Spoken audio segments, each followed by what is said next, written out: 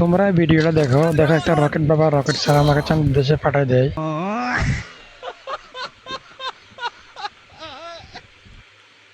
তারপর দেখো আমার টিমমেটকেও সেম ভাবে পাঠায় দেয়। না, এই থাকলে খারাপ দেখা যায়, তাই ওকেও পাঠায় দিয়েছে চাঁদের দেশে। এবার সাকিব ভাই কোনো রকম আমাদেরকে ফ্রি রিভিউ নিয়ে রিভিউ দেয়, কিন্তু একটা সান্ত্বনা আর কি যে রিভিউ আরেকবার রিভিউ পাইছি। কিন্তু কি লাভ, নামতে কি পারবো আমরা? এখানে যেখানে হ্যাকারের আগমন, যেখানে হ্যাকারের গোডাউন, ওইখানে আবার আমরা নামবো ফাইজলিমি। তখন আর কি মারা খাওয়ার পর আর কান্নাকাটি করার কোনো কারণ নাই। গিয়ে হ্যাকার খেলা দেখা ছাড়া আর উপায় নেই। আর নয়তো পর মেসেজ যেতে হবে। কিন্তু হ্যাঁ, আমরা কি এই ম্যাচে একবার হ্যাকারটাকে মারছি।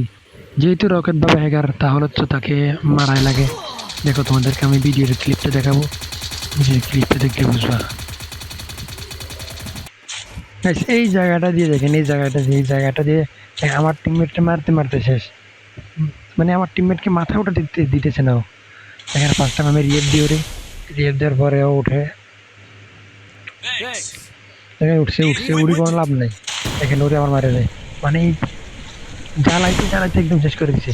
তারপর আমি ওরে আবার রিয়েট দিয়ে পড়েছি, আবার ওরে ওয়াল মারে। মানে এই মনে করে কি একটা মানে ওয়াল মারলে বাঁচে যাবে, কিন্তু আমার তালা ওয়ালের ভিতরে কোন দিয়ে মারে, কেমনে মারে এটাই বুঝতে পারছি না। আবার মারাচ্ছে দেখেন, আবার রিয়েট দিই।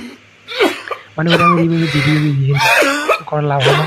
আবার আবার মেরে দিছে, মানে এরিয়া মাথা উঠাতে দিতেছে না।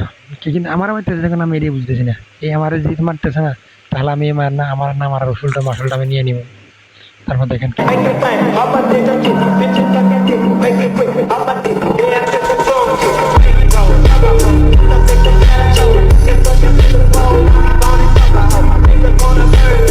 But you probably should get out of the